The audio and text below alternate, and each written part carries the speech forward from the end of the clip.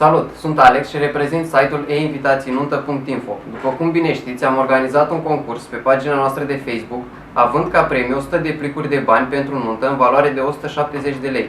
Regulile de participare pentru acest concurs au fost simple: like, share și coment cu hashtagul einvitațiinuntă. Vom extrage câștigătorul cu ajutorul site-ului random.org. Să vedem câți participanți avem. 33 sunt eligibili, deoarece doar 33 au comentat cu hashtagul einvitațiinuntă.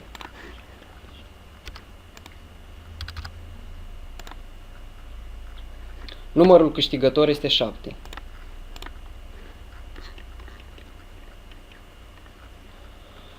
Câștigător este Floricica Fedotov Pascale. În continuare, te rog să ne trimiți un mesaj cu datele de contact și textul care vrei să apară pe plic. Pentru mai multe premii și oferte, urmăriți pagina noastră de Facebook. Nu uitați, astăzi la ora 14 începe un nou concurs. Mult succes!